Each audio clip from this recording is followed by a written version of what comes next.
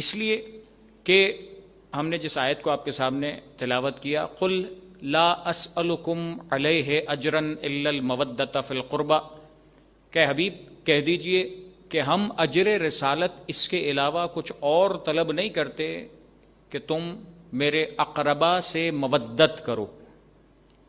یہ محبت اور یہ مودت اصل میں پانچویں امام محمد باقر علیہ الصلوۃ والسلام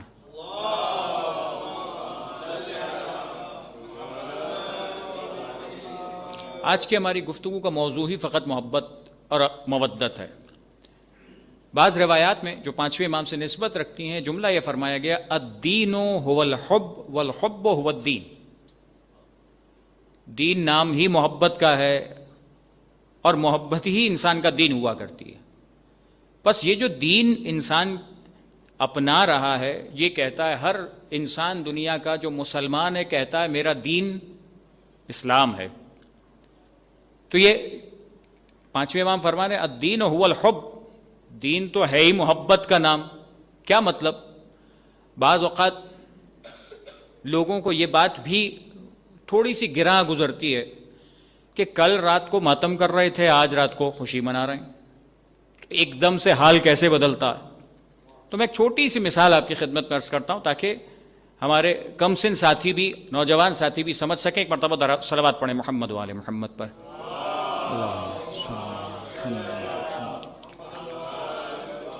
تاریخ میں ایسے بہت سارے واقعات ہیں، میں ان واقعات کا حوالہ نہیں دے رہا، لیکن چھوٹی سی مثال آپ کے سامنے عرض کر رہا ہوں کہ اگر ایسا ہو کہ ایک بچہ کہ جس کی ماں بہت بیمار ہو، بہت تکلیف میں ہو، فرض کر لیں مر رہی ہو، اور اگر جو بچہ اپنی ماں کی شکل دیکھ کے غمزدہ ہے، آنسو بہا رہا ہے، ماں کی تکلیف دیکھ رہا ہے، اور اچانک ماں کو دیکھے کہ اس کی تکلیف دور ہو گئی، اچانک ماں کی اس کیفیت کا اندازہ ہو کہ فرض کر لیں دعا کے نتیجے میں، کرامت کے نتیجے میں، آل محمد کے کرم کے نتیجے میں مرتے مرتے مرض دور ہو گیا اور وہ زندہ ہو گئی، وہ مثال کے طور پر شفا پا گئی، تو وہ بچہ جو اپنی ماں کی شکل دیکھ کر مسلسل رو رہا تھا، ایک سیکنڈ بعد جب ماں کو ہوش آ جاتا ہے، جب ماں زندگی پا جاتی ہے، جہاں ماں صحت مند ہو جاتی ہے، تو کیا ہوتا؟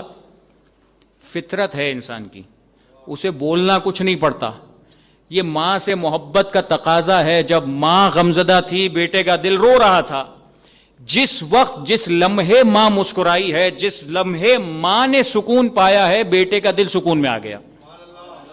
بولنا نہیں پڑے گا، فطرت ہے۔ بس یہ ہے جو ماں کا بچے سے تعلق ہے، کیا کہیں گے اسے؟ دنیا میں اسے کہا جاتا ہے محبت۔ بس یہ جو محبت انسان جیسے بچہ اپنی ماں سے کرتا کہ ماں کی کیفیت کو دیکھ کر اس کے چہرے کے تاثرات بدل رہے ہوتے ہیں۔ کبھی کبھار ایسا ہوتا کہ ماں باپ اپنے بچے کو دیکھ رہے ہوتے ہیں کسی کام میں، کسی مقام پر، کسی پروجیکٹ میں، کسی کمپٹیشن میں، جیسے جیسے بچے کی کیفیت بدل رہی ہوتی ہے ویسے ویسے ماں کے دل کا حال بدل رہا ہوتا ہے، ویسے ویسے ماں کے چہرے کی کیفیت بدل رہی ہوتی ہے۔ ذرا سا ایسا لگتا ہے بچہ اچھا جا رہا ہے، کامیاب ہو رہا ہے، ماں کے چہرے پہ خوشی آنا شروع ہو جاتی ہے۔ ایک لمحے بعد ایسا محسوس ہوتا ہے میرا بچہ مشکل میں آ گیا ہے، لمحہ بھر چہرہ بدل جاتا۔ بس یہ جو محبت ہے نا، اس کی کیفیت ہوتی ہی ایسی ہے، اپنے محبوب کے پیچھے ایسے انسان لگ جاتا ہے کہ جس سے جیسی محبت کرتا ہے ویسے ویسے حال بدلتا ہے۔ بس آل محمد کے چاہنے والوں کو پروردگار عالم نے حکم یہی دیا ہے کہ تم محبت نہیں، محبت سے کہیں بڑھ کر مودت کرو گے اہل قربا سے۔ اور جب قربا سے مودت کرو گے تو جس دن قربا کے گھر میں، جس دن آل محمد کے گھر میں غم ہوگا، تمہارے گھر میں غم ہونا چاہیے، اور جس دن آل محمد کے گھر میں خوشی آئی، تمہارا ہر غم و خوشی طرف میں رہ جائے، تمہیں آل محمد کو دیکھ کر اپنے دل کے اندر، اپنے ماحول کے اندر، اپنے اطراف کے اندر خوشی کا اظہار کرنا چاہیے۔ یہی ہمارا اس کیفیت کے اندر جو آج اور کل کا دن، جو شب 9 اور 9، اصل میں 9 کا دن، کہ جو ایسا دن کہا گیا کہ جس کے بارے میں چند روایات آج آپ کی خدمت میں عرض کر رہا ہوں۔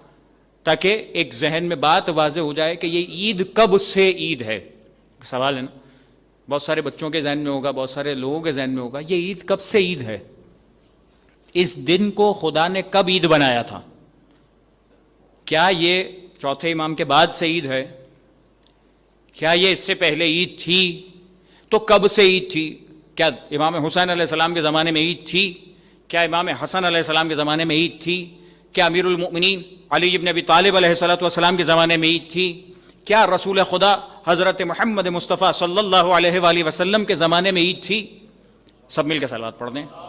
اللہم صلی علی محمد وعلی محمد وعجل فرجہ. تو میں اس سوال کا جواب میں ایک روایت کی صورت میں, ایک حدیث کی صورت میں, جس کا ترجمہ میں آپ کے سامنے عرض کرتا ہوں تاکہ بات وہی الفاظ آپ تک پہنچ جائیں, تاکہ ذہنوں میں پیوست ہو جائیں. صلوات پڑھ دیجئے محمد وعلی محمد.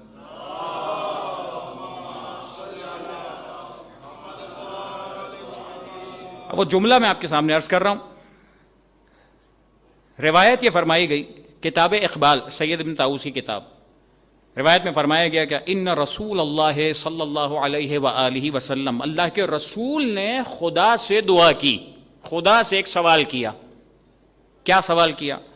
کیا سوال کیا؟ ان یجعل لہذا اليوم فضیلۃ, کہ پروردگار تو اس دن کو, یہ دن بات ہو رہا ہے 9 ربیع الاول کی بات, کہ 9 ربیع الاول کو پروردگار تو ایسی فضیلت دے تمام دنوں پر کہ وہ دن یعنی 9 ربیع الاول کا دن ایسا ہو جائے کہ جس کو ایسی سنت بنا دیا جائے کہ جس کی پیروی مسلسل کی جاتی رہے.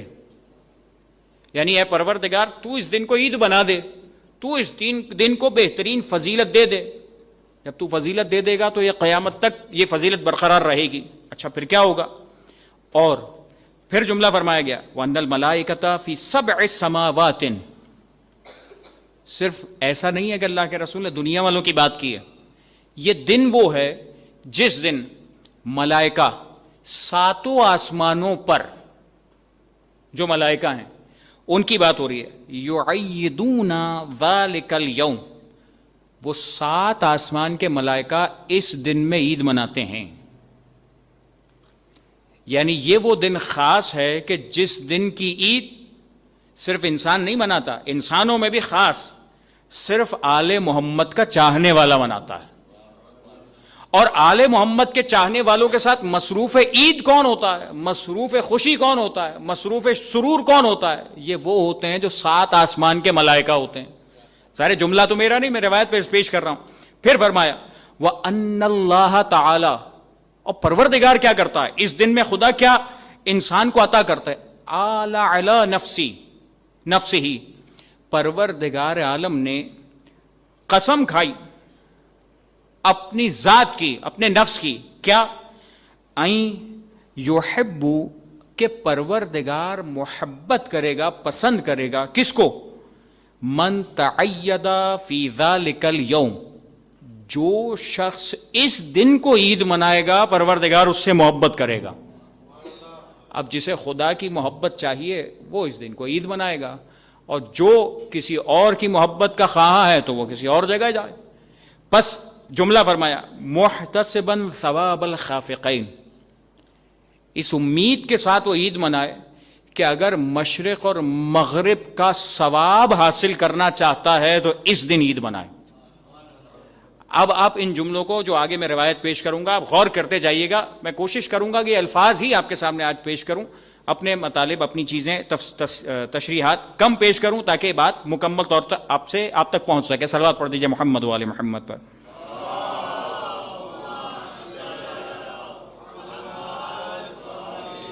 اور پروردگار کیا کرے گا؟ اور پروردگار یہ کرے گا کہ جو شخص اس دن عید منائے گا خدا اسے قیامت کے میدان میں عزت دے گا. کیسی عزت؟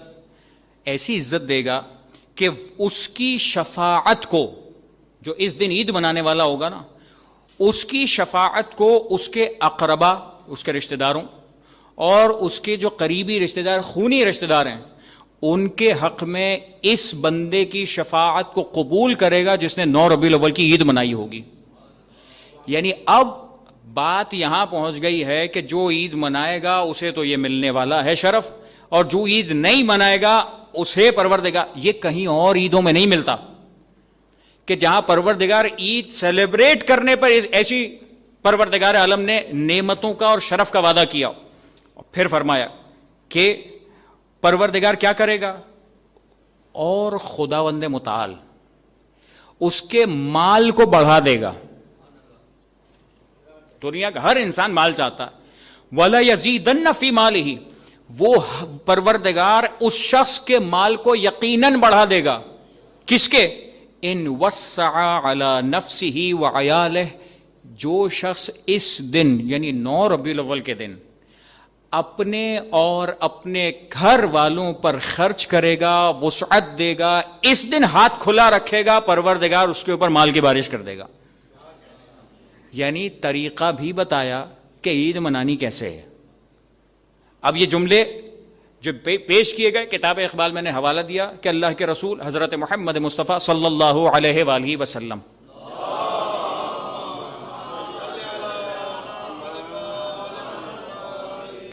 اب یہ ہے کیا، یہ کون سی ایسی خاص عید، کون سا ایسا خاص موقع ہے کہ جس کو اتنا خاص طریقے سے بیان کیا جاتا ہے اور خاص ایک انداز سے کہ یہ کرو گے تو یہ ملے گا، یہ کرو گے تو یہ ملے گا، اس دن عید مناؤ گے؟ تو یہ ہر ایک کے لیے تو نہیں ہے، یہ بات ہے خاص طور پر ان لوگوں کے لیے کہ جو آل محمد سے عقیدت مودت رکھنے والے ہیں۔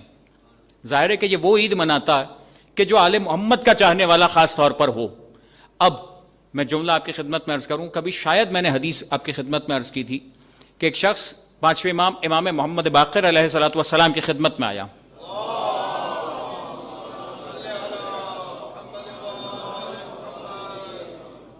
بہت دور سے خراسان سے چلتا چلتا چلتا چلتا چلتا مولا کی خدمت میں آیا، مولا کے پاس پہنچا تو اس کی ایڑیاں پھٹ چکی تھیں، خون جیسے نکل رہا ہو۔ اب ظاہر چلتا انسان تو یہی ہوگا، اور خراسان سے چل رہا ہے تو آپ کتنا لمبا سفر مدینہ تک کا۔ مولا کے پاس پہنچا تو یہ کیفیت دیکھی، جب بات ہوئی کہ کیا ہوا، کہا مولا یہ جو کچھ بھی ہوا ہے آپ کی محبت میں آیا ہوں، اسی وجہ سے ہوا ہے، مجھے اس کی پرواہ نہیں۔